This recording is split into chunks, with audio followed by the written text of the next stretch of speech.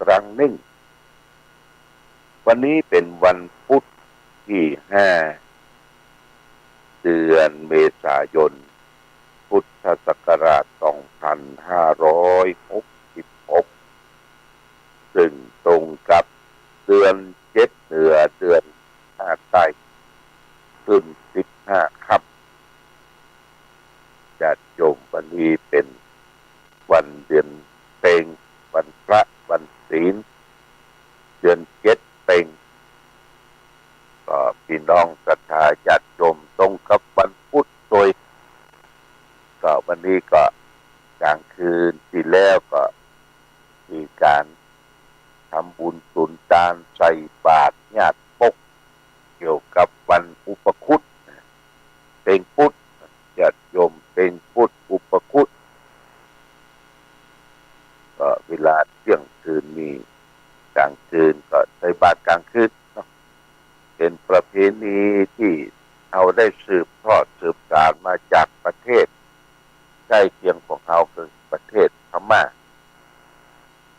เข้าใจว่าองค์พระอุปคุตเนี่ยได้แถลงเป็นสามเณรน้อยออกมารับบิณฑบาตอุปคุตนั้นจำพรรษาอยู่ใต้สะดือทะเลใต้สะดือทะเล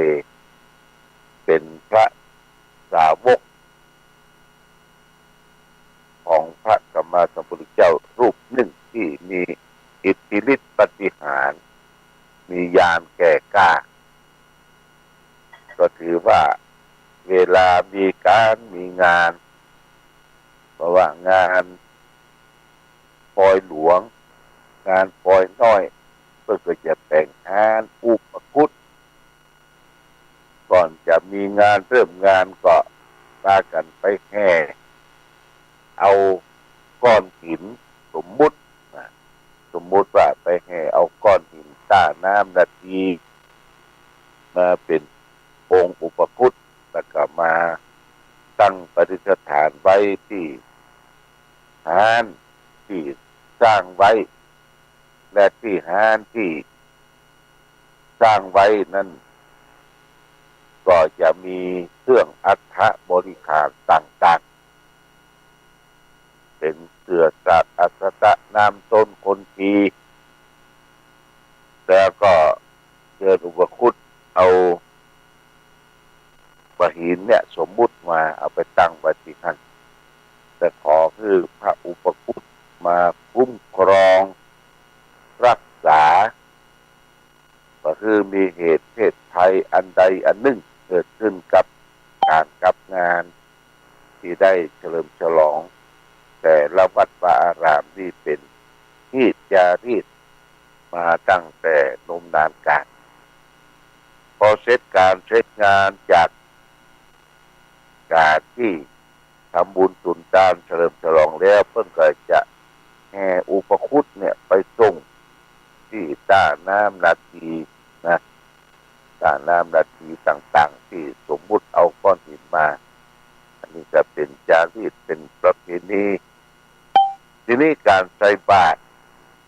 นั่นก็คือใส่บาตรตอนเที่ยงคืนขึ้นไปก็ใส่บาตรของแห้งของเหี่ยวขนมนมเนยญาติโยมก็นิยมทำกันนี่ก็วันนี้เป็นวันเพ็ญพุธหรือว่าเป็นวันเพ็ญพุธก็เขาก็ได้ทำบุญสุนทานไปทานนึ่งตอนกลางคืนและตอนกลางวันเมื่อเจ้าเขาก็จะได้ไปวัดวาอารามใส่บาตรญาติปกวัดใกล้บ้านวัดที่เขาเคยไปทำบุญสุนทานไปใส่บาตรกันใส่บาตรแล้วก็อุทิศส่วนกุศลนึกแก่พ่อแก่แม่ญาติพี่น้องวงวานสัมพันธวงศาของเขาและก็วัดเต้าแต่นั่นก็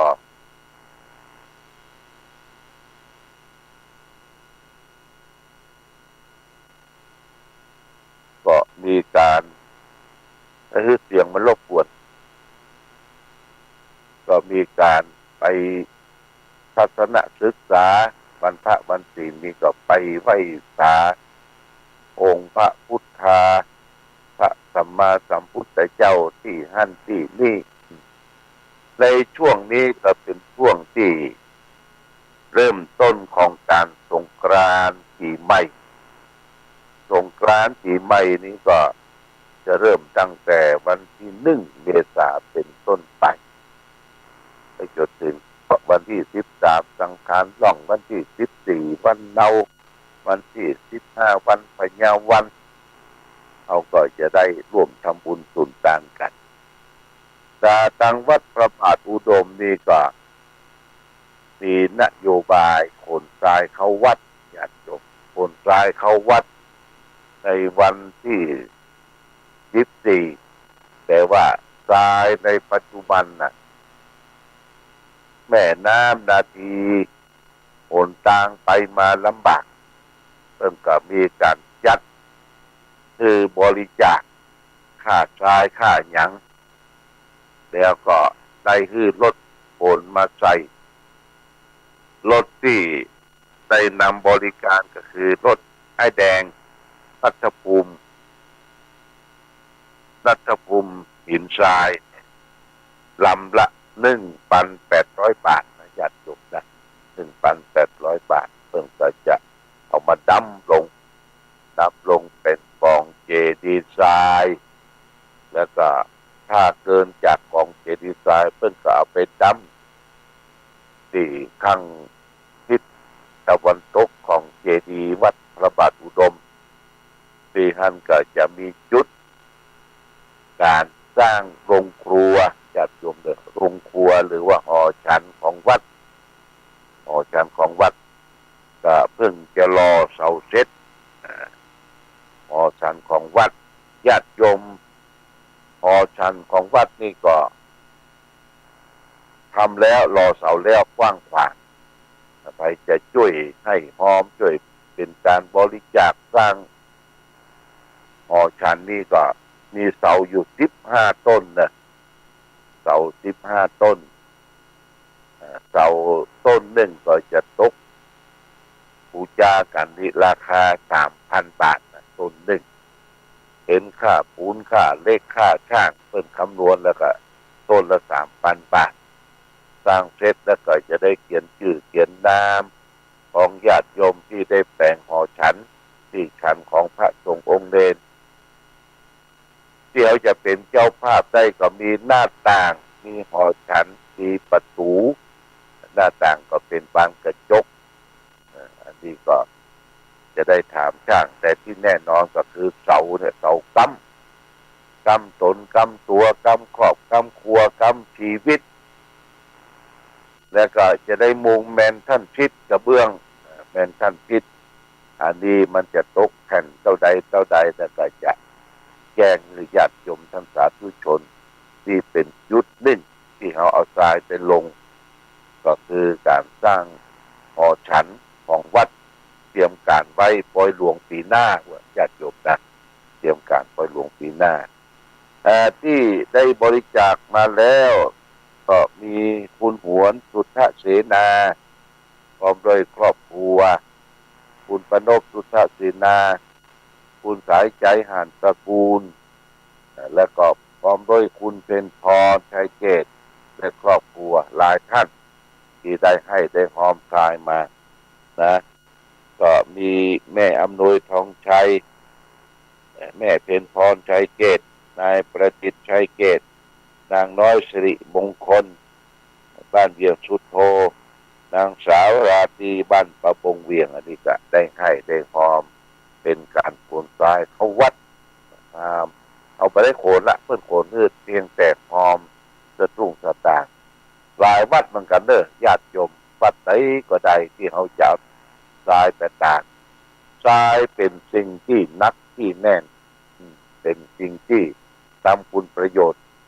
เพราะว่าเขามาเหยียบวัดเหยียบปลาเนี่ยรองเท้าตีนของเขาเนี่ยเอาเม็ดหินเม็ดทรายออกไปถือว่าเป็นบาปเป็นกรรมทีนี้เขาก็มาใจกรรมโดยขนทรายเข้าวัดในวันเนาปีใหม่เมือง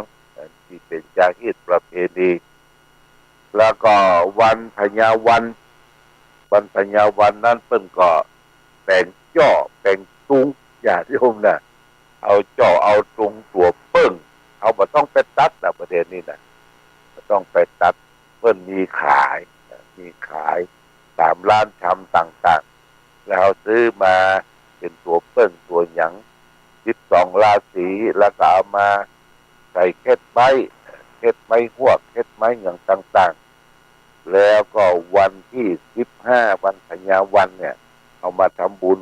หมดเจ้าก็แบกกันมาเป็นเส้นเป็นสายเนาะมาปักเป็นจ่อเป็นตุง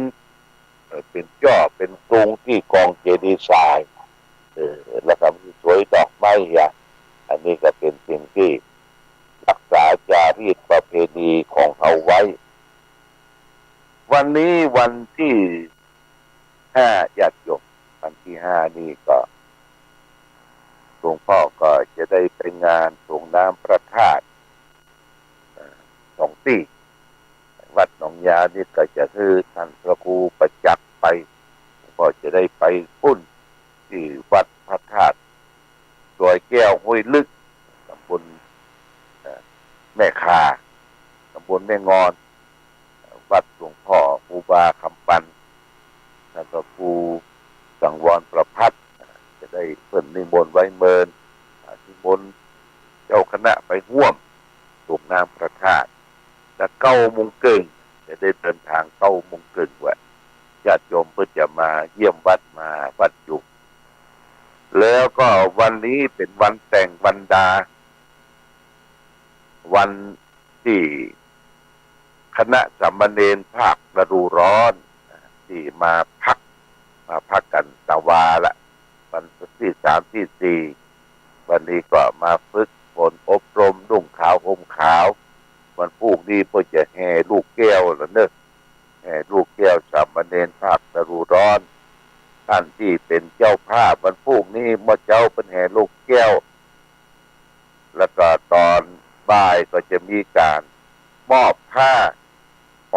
แล้วก็บวชสามเณรภาคฤดูร้อนวันที่6วันพุธเป็นวันจักรีวันชาติของประเทศเฮาบ้านเฮาแต่เจ้าภาพที่เป็นเจ้าภาพสามเณรภาคฤดูร้อนก็มีพ่อ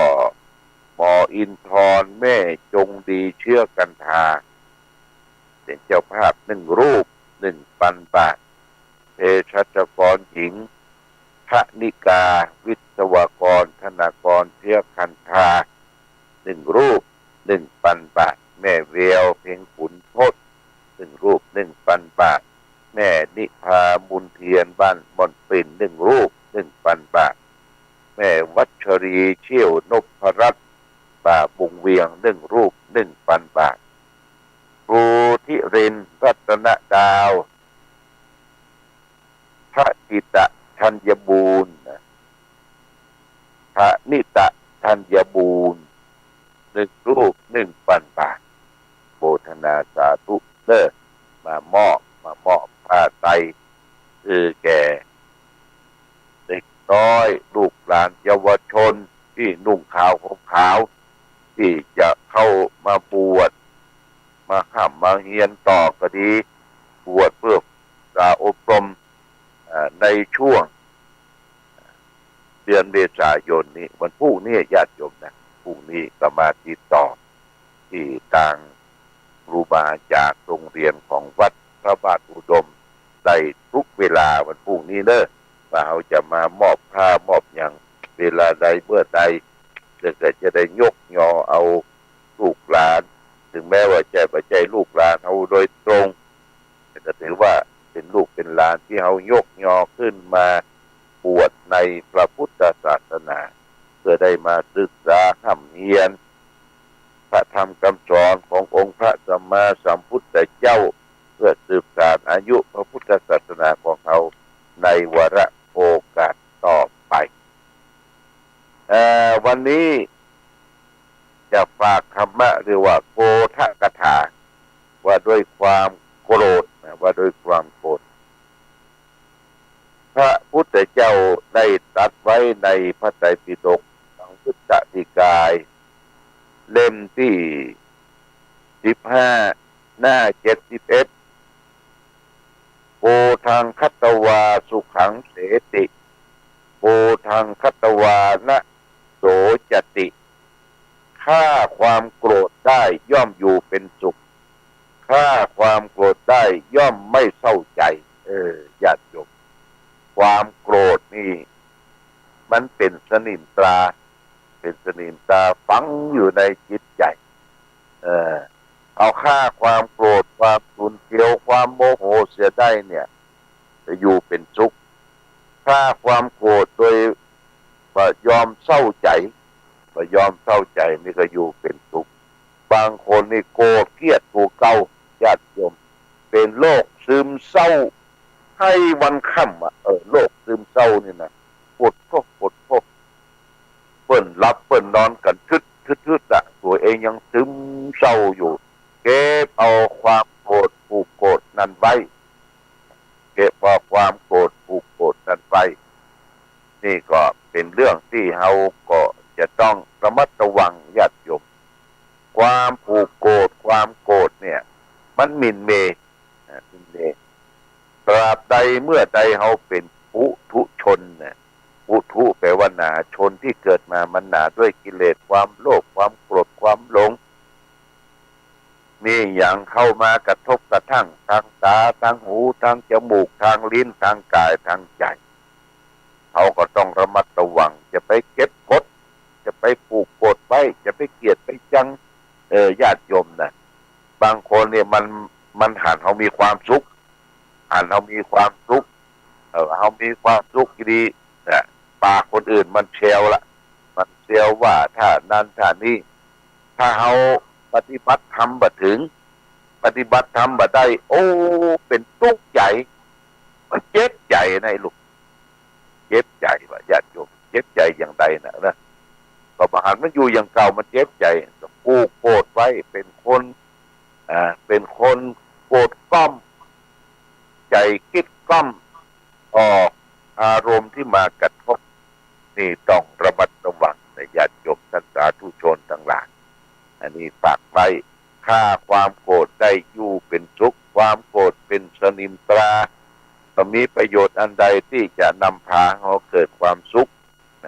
ร่างกายหน้านิ้วคิ้วขมวดบุตรตึเยอะหน้านิ้วคิ้วขมวดให้วันค่ำแบบตกความโกรธความฉุนเฉียวความโมโหญาติโยมเอาต้องยิ้มมือแก่โลกยิ้มมือแก่สิ่งที่มันกระทบหลวงพ่อพุทธทาสท่านสอนว่าเวลาเอารับผลกระทบอย่างเขาทำจิตใจหัวเราะกับมันก็ได้หัวเราะกับมันก็ได้เช่นหลวงพ่อตีตะปูตีเล็กโกนเข้าไม้นี่นะแต่ไอ้ค้อนตะปูนะมันบ่ถูกเล็กโกนมันไปถูกหัวแม่มือเนี่ยที่จะเอากำลังจากกำเล็กโกนใส่ตุ๊บหลวงพ่อก็ให้หัวใส่มันให้หัวใส่มันหัวเราะคือมันแสดงอาการที่เจ็บปวดโกรธกับสิ่งที่เราทำญาติโยมเพราะฉะนั้นความโกรธความฉุนเฉียวความโมโหที่ญาติโยมอย่างเขาตีมวยก็เหมือนกันนะตีมวยวันเสาร์วันอาทิตย์ที่เขาชอบพอกันเมื่อค่ำเมื่อคืนนะถ้าคนไหนมันโกรธมันเปิ้นตีกรรมมันจะแก้แค้นนี่นะ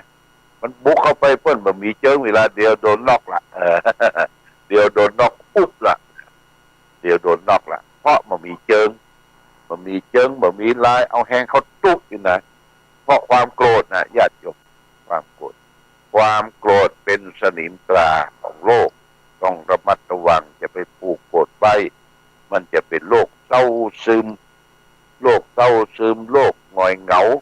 คือลื่นเริงบันเทิงญาติโยมลื่นเริงบันเทิงจะไปอยู่คนเดียวระวังความคิดอยู่กับมิตรระวังวาจาอยู่คนเดียวระวังความคิดอยู่กับมิตรระวังวาจาที่ฝากไปญาติโยมท่านสาธุชนก็ออกฝากไว้ว่าเครื่องทรงของเฮาห้องทรงมันมีคนเฝ้าอยู่นะ มีทุเจ้าเฝ้าอยู่บางทีมันเปิดใหม่เนี่ยมันเสียงก๊กก๊กกักกักเสียงนั่นเสียงนี่ก็ญาติโยมก็อดทนฟังเอาเด้อมันเฝ้าละมือไปอยู่เป็นชุกเดี๋ยวไปยิบนั่นยิบนี่เดี๋ยวไอกระแฮมป่องหลวงพ่ออยู่นอกห้องส่งใจโทรศัพท์โอนเข้าไปคนอยู่ห้องส่งนี่ก็เดี๋ยวก๊กก๊กกักกักท่านนั้นท่านนี้นี่ก็ต้องอดทนเอามีเปิ้นแจ้งมาจากทางนอกว่าหลวงพ่อเวลาเปิดไมค์เสียงบางเงียบเนี่ยที่ห้องส่งเขาเสียงบางเงียบมันไม่ใช่มืออาชีพเนาะเวลาเปิดไมค์แล้วก็จะไปกำนั่นกำนี่ตกตักไอกระแฮมนี่ออกพดมันไปทั่วญาติโยมต้องขออภัยกับญาติโยมมาณโอกาสนี้เอาละวันนี้วันพุธเป็นพุธเขาได้ทำบุญสุนทานใส่บาตรญาติโยมก็ไปวัดป่าอารามใกล้บ้านใกล้จองแล้วก็ทำจิตใจให้แช่มชื่นเบิกบานอาจจะนุ่งขาวห่มขาวตอนมาค่ำมาแลงก็ไหว้พระสวดมนต์จะเป็นสิริมงคลแก่ตนตัวของเฮาเป็นลำดับต่อไปวันนี้รายการธรรมะประทีปส่องต่างได้มาพบกับญาติโยมท่านสาธุชนท่านผู้ฟังทั้งหลายก็พอสมควรแก่กาลเวลาขอความสุขความเจริญความดีธรรมจงมาเกิดมีแก่ศรัทธาญาติโยมท่านสาธุชนทุกท่านคือท่านทั้งหลายได้แป่งคิดแป่งใจอันดิ่งน้อมต้อมจิตต้อมใจรับเอาพรปีใหม่เนอะปีใหม่เมืองของเขาเนี่ยขอให้ท่านทั้งหลายได้อยู่ดีมีสุขมีโชคมีใจปราศจากสรรพทุกข์โศกโรคภัยทั้งหลายทั้งปวงประกอบไปด้วยจตุรพิธพรใจ4ประการคือมีอายุมั่นควรยืนให้ได้มีผิวพรรณวรรณะอันผ่องอันใสให้ได้มีความสุขกายสบายใจคือมีพลานามัยสมบูรณ์นั่นเมืองกันทุกรูปทุกท่านทุกคนด้วยเถิด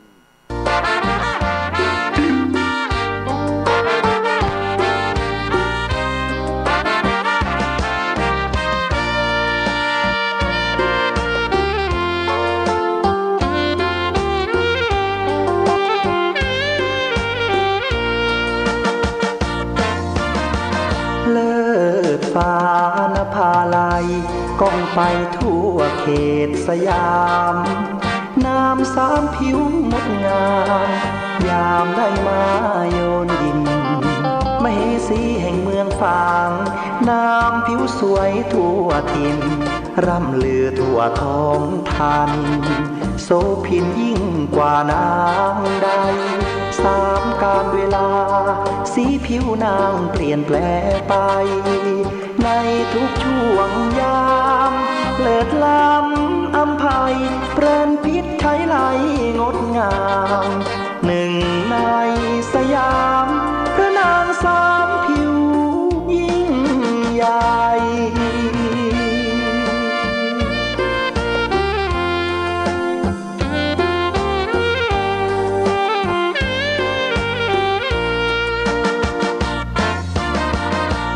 ช่วงเช้าเงางามผิวขาวนวลชวนพักษาพอถึงตอนสายมาช่วงเที่ยงผิวนางเหลืองผ่องติดตราตรึงใจแม้นใครได้มองงามเหมือนดั่งรูปทองมองแล้วสุขระธงชาติและเพลงชาติไทยเป็นสัญลักษณ์ของความเป็นไทย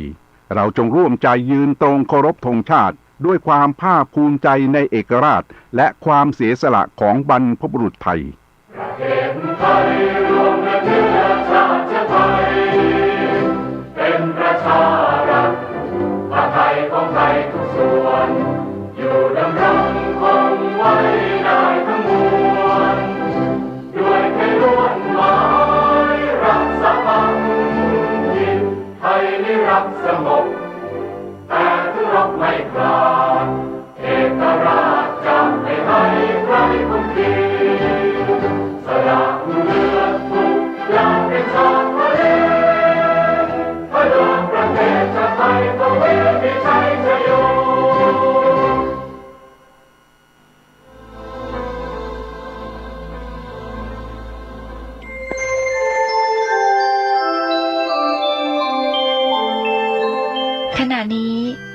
กำลังฟังสถานีวิทยุกระจายเสียง FM 104.5 เมกะเฮิรตซ์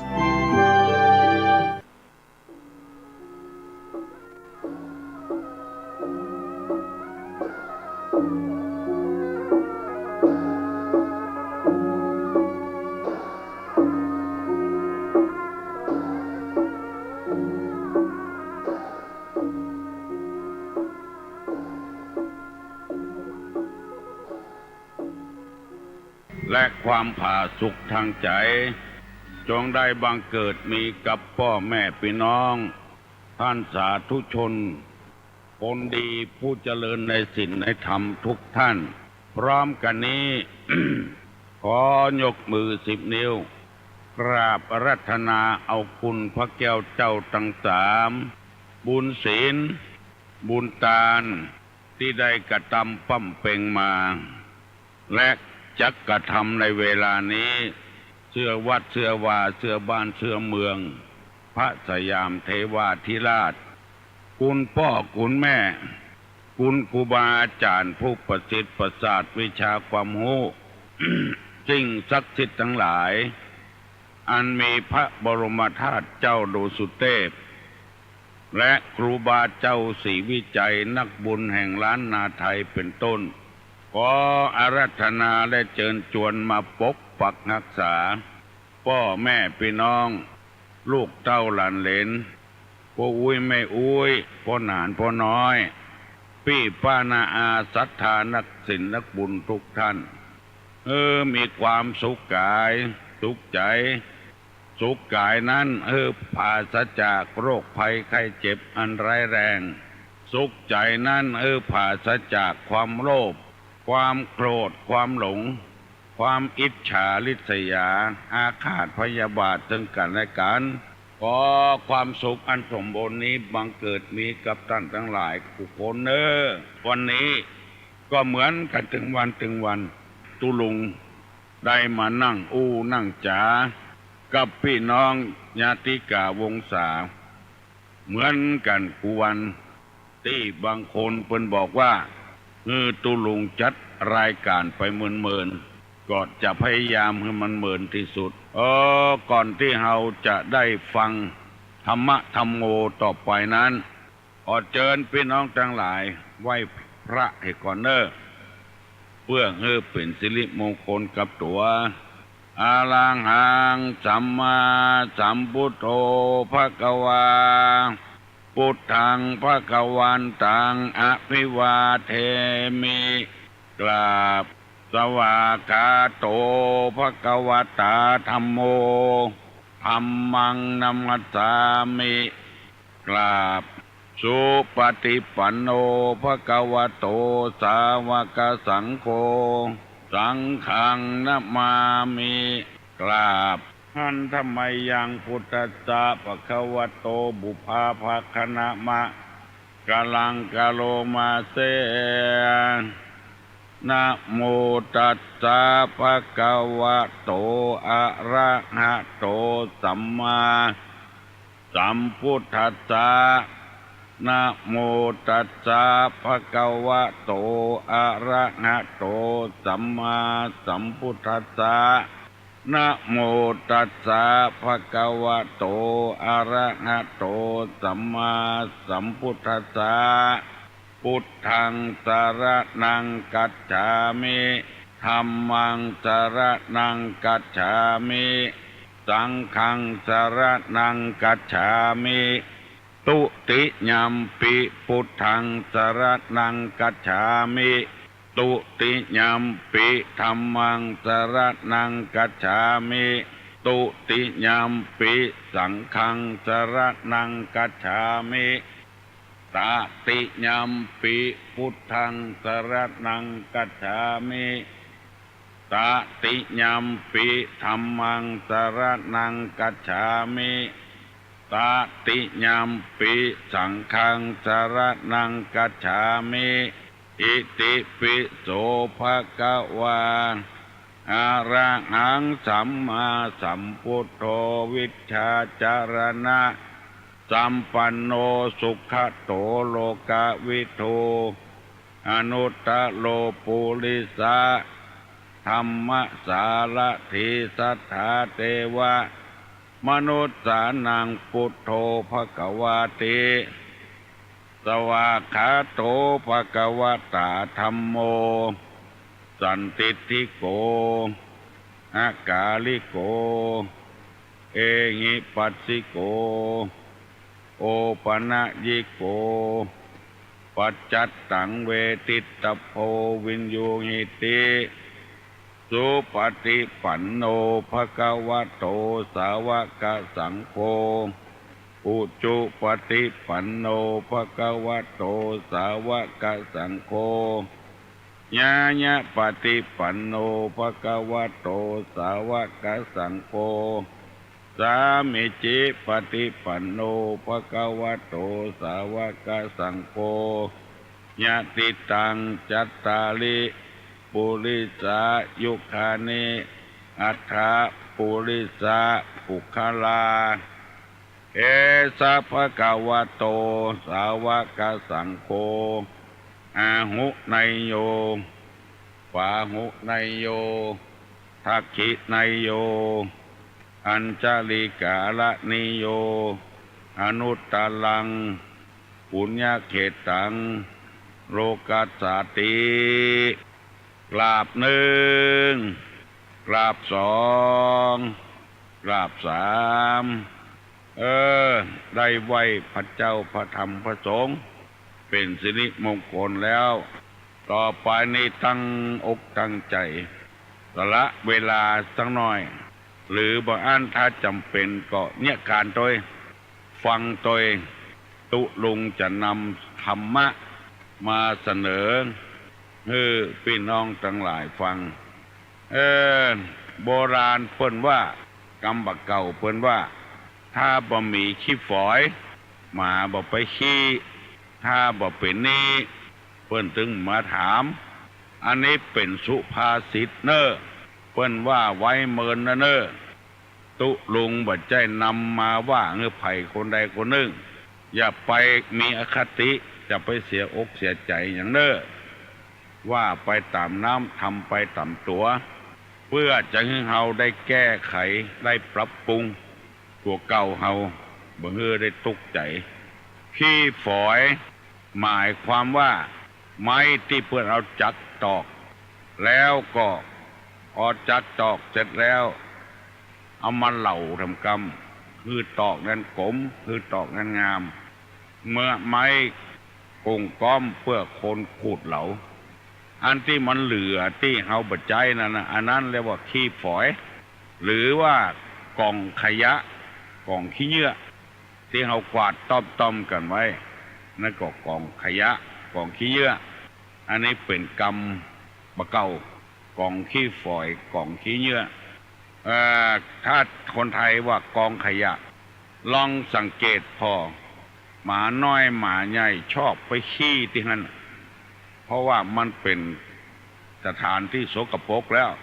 มันถือว่าเป็นห้องน้ำของมันเป็นส้วมของมันละมันก็ไปนั่งขี้ที่นั่นแล้วมีแถมกรรมหนึ่งว่าถ้าบ่เป็นนี่เพิ่นถึงมาถามคนเอาถ้าว่าบ่ให้ตุกก็จะไปเป็นนี่เป็นศีลเพิ่นในศาสนาเคยสอนเหมือนกันเป็นภาษาบาลีว่าอินาทานังทุกขังโลเกแปลว่าการเป็นหนี้นะเป็นทุกข์ในโลกพยายามจะไปหาหนี้จะไปกลัวหนี้มันบ่มีอิสระประเทศไทยปกครองระบอบประชาธิปไตยคนไทยมีหน้าที่กล้าหาญออกความคิดความเห็นอันใดที่มันบดีออกความคิดความเห็นออกอภิปรายในท่ามกลางฝูงชนมีความกล้าแต่แล้วถ้าไปเป็นหนี้เป็นสินเปิ้นแล้วหูหมอกใดก็อู้บ่ออกลวกหม้อใดก็บอกบ่ถูกเพราะมีพนักหลังเหมือนกับว่ามีของในอย่างที่ปอกอยู่ตั้งหลังอยู่สามไปทางใดก็เป็นหนี้เป็นสินเปิ้นเสียงดังฝันใดก็บ่ม่วนละอันนี้เปิ้นแปลงกรรมนี่มาเพื่อจะสอนคนเมื่อลุนปุ่นป่ายที่เกิดมาทีหลัง พยายามที่สุดจะไปให้เป็นหนี้เป็นสินไผคำว่าหนี้สินนี่ก็หมายถึงหนี้สินทรัพย์สมบัติเข้าของเงินคำไปกู้ไปยืมของเพิ่นแต่คนเฮานั้นจะให้หมดหนี้หมดสินแต่ดึงมาได้ผู้คนก็เป็นหนี้เพิ่นหมดไฟฟ้าใจก่อนเอาไปทรายมาลุนก็เป็นหนี้เพิ่นละน้ำประปาเอาไปใจก่อนแล้วเอามาทรายมาลุนเพิ่นมาเก็บมาลุนบอกว่าไผสักคนต้องเป็นหนี้อันแถมอันหนึ่งเรียกว่าเป็นหนี้บุญคุณเรียกว่าบุพการีชนบุคคลผู้ทำความดีไว้ก่อนเพื่อเฮาก่อนเฮาชื่อว่าเป็นหนี้พ่อเป็นหนี้แม่เป็นหนี้ครูบาอาจารย์เป็นหนี้กฎหมายบ้านกฎหมายเมืองเป็นหนี้พระราชามหากษัตริย์ในฐานะที่เฮายังหนุ่มยังน้อยอยู่ถึงจะอายุนักก็ยังหนุ่มอยู่ชาติวุฒโธผู้เจริญในชาติที่เกิดสูงวัยวุฒโธผู้เจริญในวัยอายุสูงคุณวุฒโธมีคุณสมบัตินักมีคนเคารพนับถือนักอันนี้แล้วคุณวุฒโธผู้เจริญในคุณธรรมเมื่ออายุหนุ่มอยู่ก็จำเป็นจะต้องไว้อายุแก่แล้วจำเป็นต้องไว้อายุตุหนุ่มเพราะเขามีคุณธรรมบวชตั้งแต่น้อยๆมาจนเฒ่าจนแก่จน60-70บ่ได้เป็นพ่อครูบ่ได้เป็นเจ้าคุณแต่ว่าเจริญโดยวัยเพิ่นอายุ30ปลายได้เป็นเจ้าคุณเป็นอย่างแล้วเพราะมีคุณสมบัติคุณวุฒโธผู้นี้เป็นต้นฝากฝันไว้เน้อพี่น้องทั้งหลายบักใครคือเปิ้นมาใจบ่อยเป็นหนี้เปิ้นก็เอาฮื้อเปิ้นเหียฮื้อเปิ้นซ้ายเปิ้นเหียพี่บ่มีเป็นดังอันก็บ่ต้องไปยืมของเปิ้นเปิ้นก็ฮักเปิ้นก็ห่วงเปิ้นช่วยเหลือเฮาแล้วเฮาก็ต้องมีน้ำจิตน้ำใจช่วยเปิ้นวันนี้จะเอากรรมที่ว่าสิ่งที่ควรหลีกทางให้ไกลที่สุดที่กรรมว่าเว้นหมาคือปอศอกเว้นวอกคือปอวาเว้นคนพาลาคือได้แสนโยชน์คนพานวันนี้มีกรรมออกมาแถมใหม่ๆที่ได้ไปค้นคว้าศึกษาเล่าเรียนมาจะเอามาเสนอให้พี่น้องทั้งหลายได้ฟังถ้าเราหลีกเลี่ยงได้ควรหลีกเลี่ยงหลีกเลี่ยงให้ไกลที่สุดถ้าหลีกเลี่ยงบ่ได้จำเป็นจำใจก็ปรับตัวเก่าเฮาเนี่ยสิ่งที่ควรหลีกเลี่ยงให้ไกลมีอยู่6อย่าง1ถิ่นที่ไม่อุดมสมบูรณ์ถิ่นที่ไม่อุดมสมบูรณ์ถนนก็บ่ดี2น้ำก็เขียม3ไก่กาดต้องการอะไรอย่างง่ายๆบ่ได้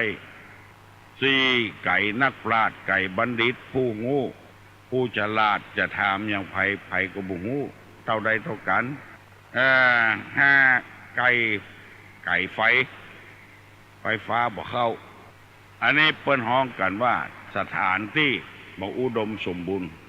น้ำก็บ่ดีดินก็บ่ดีอากาศก็บ่ดีไก่โรงเรียน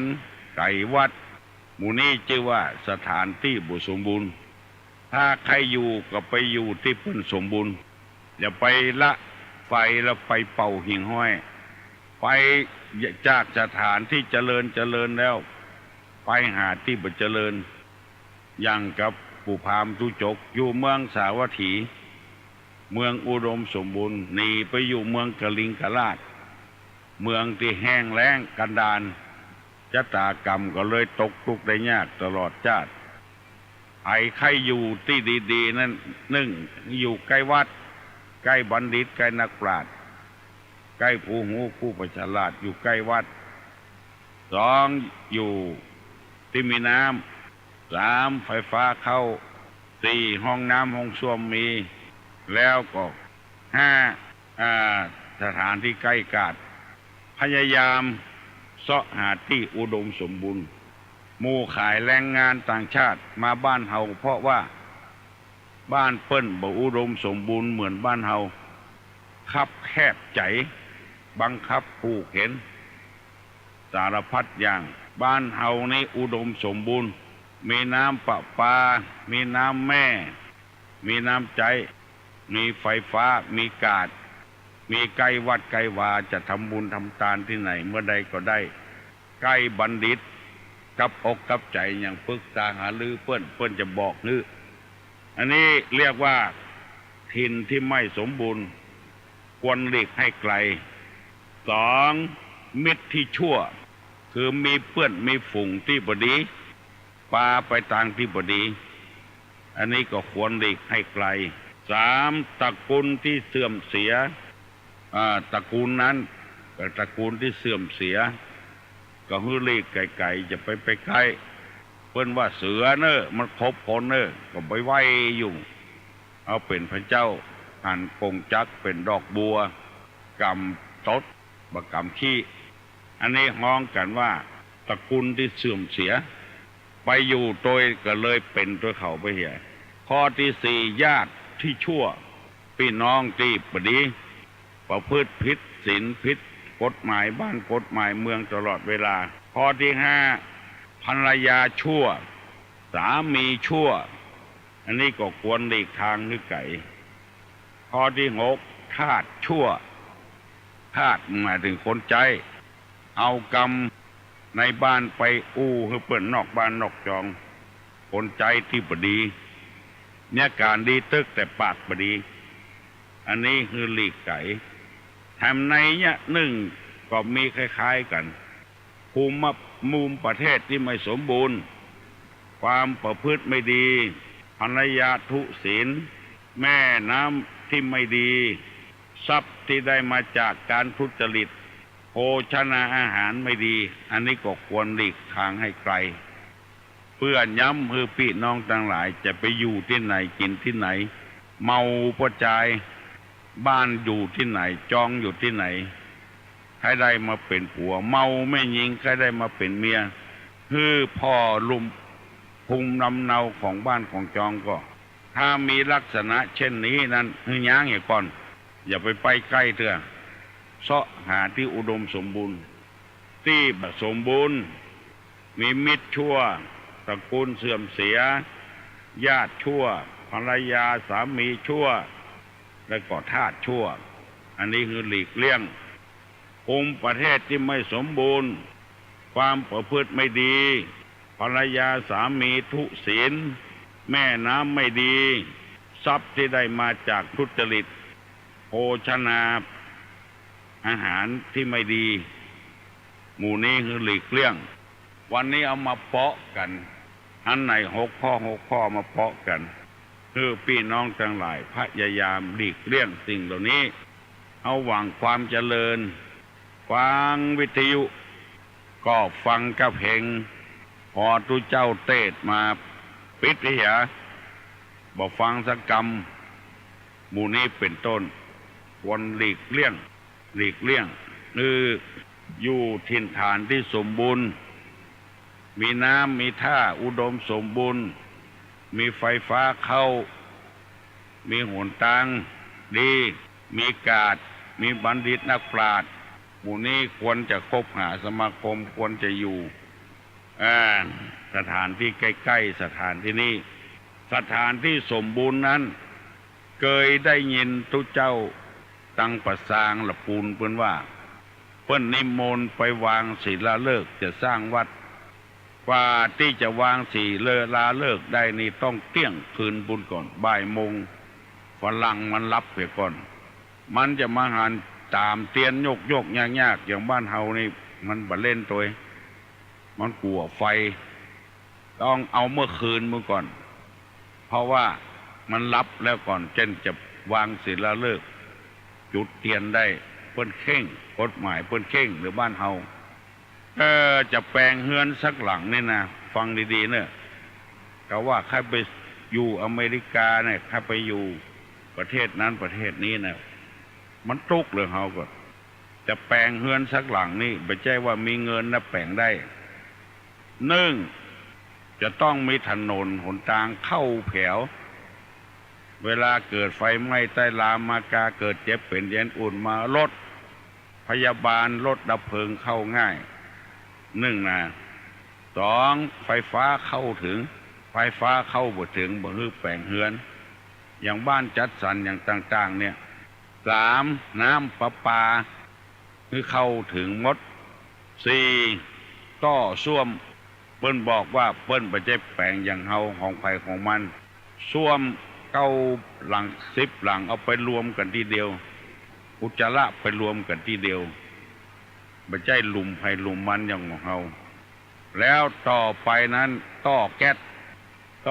นี่ก็บ่ใช่ใจถังไผถังมันอันตรายขนาดเมืองฝรั่งทุกข์ยากลำบากลำบนเฮาขนาดไหนจะแปลงไอ้หยังบ่ใช่ง่ายๆเพราะกฎหมายได้บัญญัติไว้อย่างนั้นเพราะฉะนั้นในธรรมที่ตุลุงนำมาเสนอนี่ก็ขอเงื้อเซาะตี้มันเรียบร้อยก่อนใกล้ผู้โง่ผู้ฉลาดผู้เป็นบัณฑิตหูกฎหูหมายไปปรึกษาหารือเปิ้นก็จะให้คำแนะนำอันนี้คือที่สมบูรณ์ใกล้น้ำมีถนนไฟฟ้ามันอยู่ไกลแต่ก็ลำบากลำบน2พบแต่คนดีอันนี้อยู่ได้3ตระกูลที่เปิ้นอวดเปิ้นอ้างพ้องนามสกุลดีพ้องอันนี้ควรไปอยู่นามสกุลบ่ดีจะแปลมาเป็นเชื้อตระกูลที่ชั่วเสื่อมเสียญาติพี่น้องที่เข้าวัดเข้าวาหุมกินหุมทานหุมช่วยเหลือพี่น้อง10ชาวชาวบ้านอันนี้ก็ควรอยู่ที่หั่นบ่เข้าวัดเข้าวาบ่เข้าไผออกไผแน่ก็อย่าติเตียนนินตาอิจฉาริษยาเปิ้นอย่าไปใกล้อยู่บ่ได้พยายามหาญาติดีๆแล้วก็ข้อที่5นี่ผัวก็ดีเมียก็ดีพ่อชายก็ดีไม่หญิงก็ดีควรจะอยู่ที่หั่นข้อที่6คนใจที่มันซื่อสัตย์สุจริตบ่กดในข้องอในกระดูกอันนี้ควรจะสนับสนุนควรอยู่แล้วก็แม่น้ำดีไหลตลอดปีตลอดแล้งบ่ขาดบ่แห้งและก็ทรัพย์สมบัติที่ได้มาโดยสุจริตหากินโดยสุจริตเข้าป่าอาหารที่ดีมีรากมีแร่มีธาตุมีวิตามินหมู่นี้เป็นต้นวันนี้ได้นำมาเสนอเพื่อพี่น้องทั้งหลายฟังเพื่อเขาจะได้ตั้งเนื้อตั้งตัวที่ดีแล้วก็อยู่บ่มีความทุกข์ยากลำบากใจอยู่อย่างมีความสุขในชีวิตบ่ขัดข้องอย่างอยู่บ่ได้อดได้ก็อดเอาเหี้ยจะไปก่อเรื่องก่อราวอย่างขึ้นมาจะไปก่อเรื่องก่อราวขึ้นมาอดได้ก็อดเอาเหี้ยบ่ทะเลาะบ่แว้งกันนะแล้วกันไปเถอะอันนี้ชื่อว่าเฮาบ่ก่อเรื่องก่อราวอันนี้ได้นำมาเสนอให้พี่น้องทั้งหลายได้ฟังว่าเพื่อเขาจะอยู่กันอย่างมีความสุขบ้านหวานใจบางคนนี่ซ้อหากันเรื่องอย่างที่เคยว่าให้ฟังนะกินข้าวตัวเมียก็คาบได้ก็ติหมดวันนี้เผ็ดวันนี้เค็มถ้ามาได้ตินี่มันเซาะเรื่องก่อเรื่องขึ้นวันนี้ขมวันนี้หืนวันนี้ฝาดแกงบะสุกจมมือเมียคนเนี้ยก็เนี้ยหิมตายเข้าเตาไฟยามฮ้อนสมัยบุตรเขาลองเข้าไปกันฮ้อนอากาศยังบ่พอฮ้อนมอบมาให้พอดีก็อนุโลมกันไปเหี่ยประท้าก่อเรื่องนี่ขึ้นมาบางรายนี่เสาะก่อเรื่องแกงเผ็ดด่าเผ็ดด่าน้ำพริกมันเผ็ดก็หูอยู่จินักลงไปแล้วก็เดือดพริกเงาน้ำพริกเงานี่เผ็ดเงานี่คนทำน้ำพริกให้กินก็อดบ่ได้แล้วก็สู้ใส่เงาร่วมก็เผ็ดเงากันเดียวก็ขล่มต้มตั้มกันตกอย่างฟุ้งฟ้าฟุ้งไฟหมดพอจะเป็นแนวให้พี่น้องทั้งหลายได้ฟังนำไปคิดพินิจพิจารณาที่ไหนมันแห้งแล้งล้ำไปก็อยู่กับบ่ม่วนแห้งแล้งธรรมชาตินี่ยังว่าได้นะอย่างตึงวันเนี่ยแห้งแล้งฝนบ่ตกรอแถมสักเดือนหลังวิสาขะแล้วมันก็ตกลงมาแล้วความร้อนมันก็หายไปแล้วฝนตกลงมาจุ่มเย็นขึ้นมา ฝนตกเข้าก็มีหยุดหนาวขึ้นมาทำละหนาวใบหนาวบอดก็มีความร้อนขึ้นมาได้ แต่ความแรงน้ำใจนี่กะอันเนี้ยสำคัญนัก100 วัน 100 คืนบ่ฮู้จะเสี่ยงจักเรื่องบ่เอาใจเปิ้นมาใส่ใจตัวบ่เกรงอกบ่เกรงใจไผผัวก็บ่เกรงใจเมียก็บ่เกรงใจผัวลูกศิษย์ลูกหาก็บ่เกรงใจครูบาอาจารย์เสาะหาเรื่องใส่อยู่ตลอดวันครูบาอาจารย์ก็บ่เกรงใจลูกศิษย์ลูกหานายจ้างกับลูกจ้างก็บ่เกรงใจกันใครเนี่ยจะได้ก็เนี่ยเมื่อนายอยู่หันเนี่ยการพอนายออกไปคำเดียวก็ย่างละหมู่เนี่ยมันไว้ใจบ่ได้จะเป็นแรงน้ำจิตน้ำใจเพิ่นตัดรายได้ของเฮาก็โกรธเฮาตัดงานของเพิ่นก็โคตรอย่างเดียวกันคนเฮานี่บอกว่าไพ่บอกว่าคนจะได้หัวใจห้อยทีเดียวกันเอาละเนอะพี่น้องทั้งหลายตัวลุงได้อู้มากึ่งชั่วโมงละไผ่คัดข้องมองใจอย่างที่ไหนใครอู้กับตัวลุงอันที่ตอบคำถามนะตอบมาได้ละเพราะว่ามันยาวลงไปที่ว่าสถานที่บุคคลอยู่ถ้าไผ่ตอบได้ก็แกงนะแกถ้าตอบมาได้ก็บ่เป็นอย่างมันดึง6 ข้อก่อนหันอกหันใจเอาว่า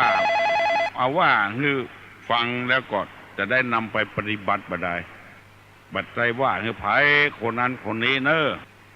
ว่าคือตึงหมู่เอาใส่ใจจิตใจของไผของมัน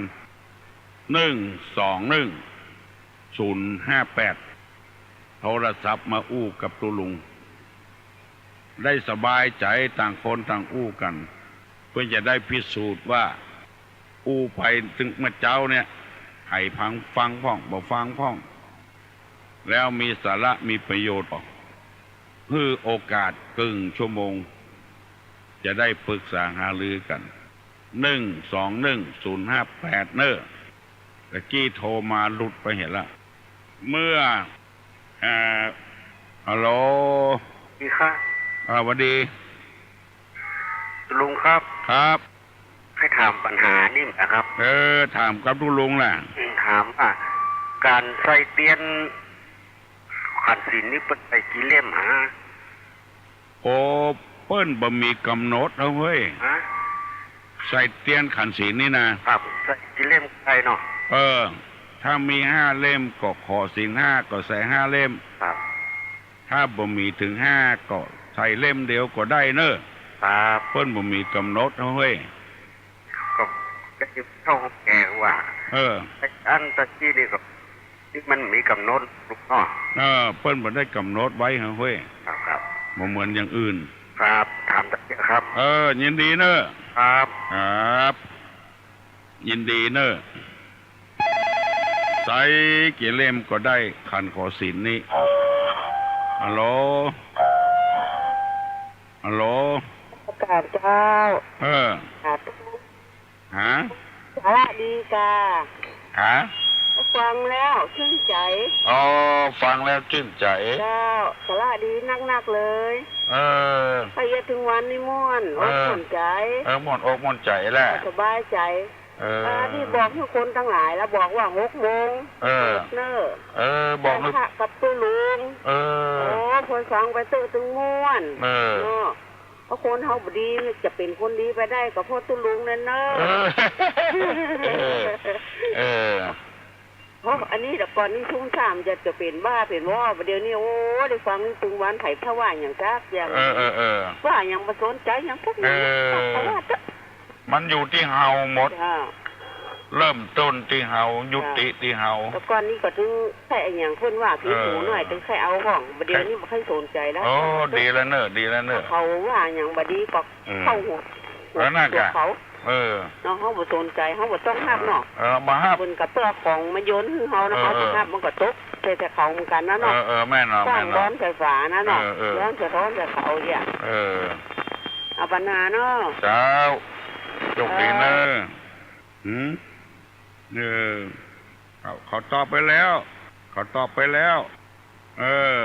เขียวบนร้อนก็เขียวขำชื่อคำเขียว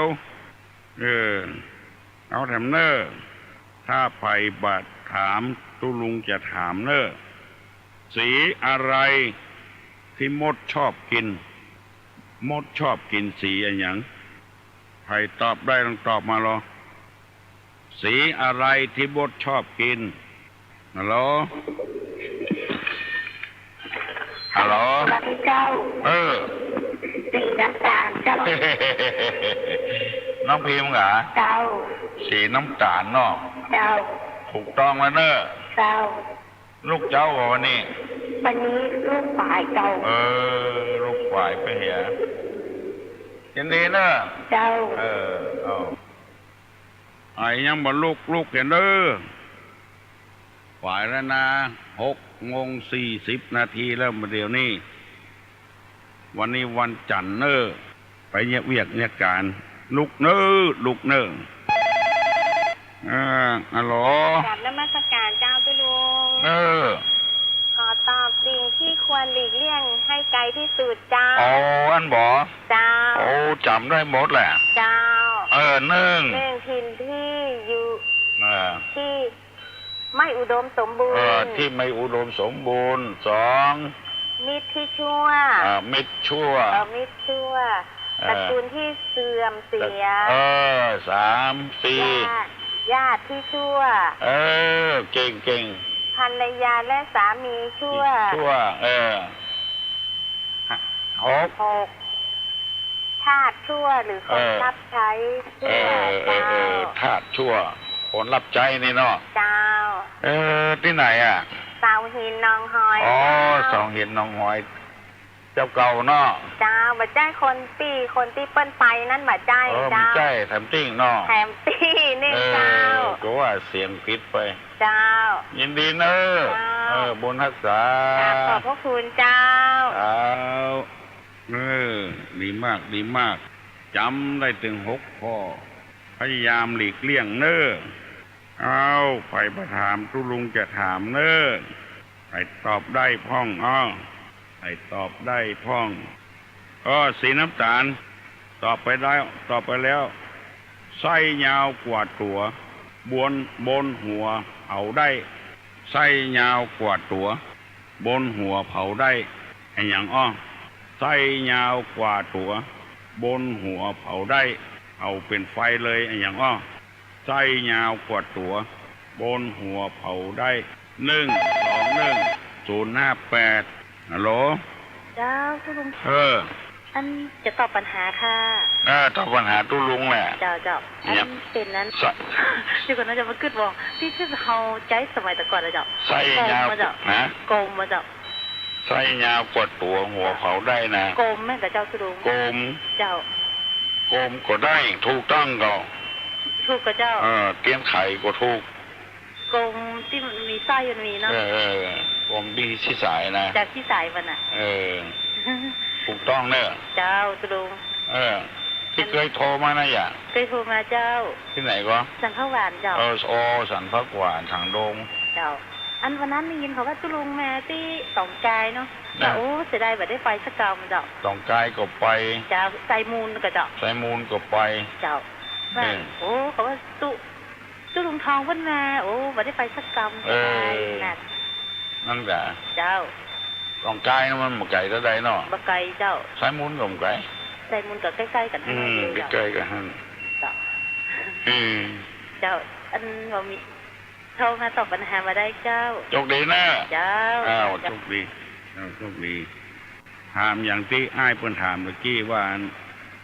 ขันศีลเนี่ยใส่เตียนกี่เล่มก็ได้ถามมาเตอะตุลุงจะอธิบายให้จะได้อธิบายให้หูคือเข้าใจคนถามคนเดียวแล้วหูหลายคนอัลโหลสวัสดีครับน้องอามครับน้องอามถามอย่างขอถามปัญหาครับถามว่าจะได้ถามว่าเขียวอุ้มสวยไม่มีใบมีแต่เมล็ดครับแล้วคือใครตอบใครตอบก็ได้ครับตู้อุ้ยตอบได้ก่อนใครบอกให้ตู้อุ้ยตอบครับอุ้ยรู้แล้วใครตอบได้ตอบมาเนอะเขียวพุ่มสวยไม่มีใบมีแต่เมล็ด ไปตอบได้ตอบมาเนอเขียวสะอุ่มพุ่มสวัยไม่มีใบมีแต่เม็ดเอาไปตอบได้ตอบมาเนอเขียวชะอุ่มพุ่มสวัยไม่มีใบมีแต่เม็ดฮัลโหลฮัลโหลฮัลโหลนมัสการเจ้าอันนี้โยมข้าเจ้าอยู่หนองหมูเจ้าอ๋อหนองหมูจะตอบปัญหาละอ่อนนะเจ้าหนองหมูละกูน่ะเจ้าผมเป็นยองค่ะหนองหมูอ่ะเจ้าอยู่หนองหมูนะว่าเจตวันหนองหมูเลยอูยองมันใหญ่อ่ะเจ้าแบบอูยองแล้วเจ้าเป็นอย่างอูยองเป็นนั้นมาแก้ยองเจ้ามันใจค่ะเจ้าอูเมืองกับน้ออูเมืองเจ้าอูกับเมืองเนี่ยจะตอบปัญหาละอ่อนเลยนะเจ้าตอบน้องป๊อบตอบว่าใหญ่น้องเขียวจะอุ้มคุมสวรรค์ไม่มีใบมีแต่เม็ดคือฝนเจ้า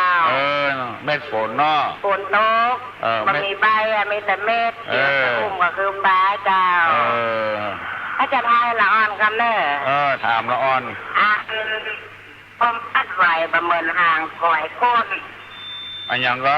ลมพัดไหวประเมินห่างปล่อยก้นลมพัดไหวเจ้าแล้วอย่างไรมั้งประเมินห่างปล่อยก้นลมพัดไหวประเมินห่างปล่อยก้นเจ้า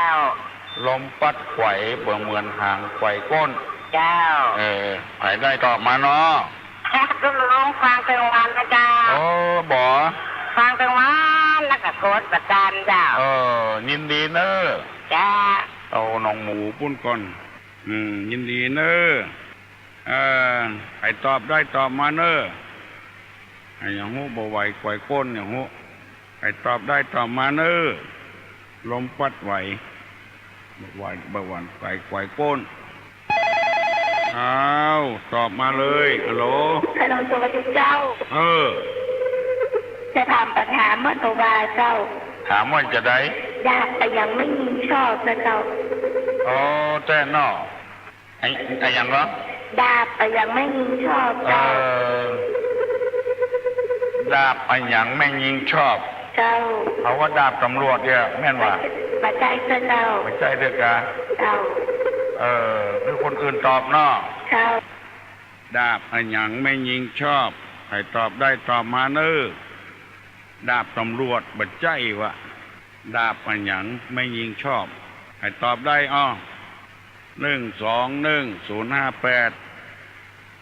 ไม่ยิงชอบดาบไอ้ยังถ้าไผ่ตอบบัดได้ตุลุงจะถามเนอะสี่ตินเดินมาหลังคามุงเข็ม สี่ตินเดินมาหลังคามุงเข็มสี่ตินเตียวมาหลังคามุงเข็ม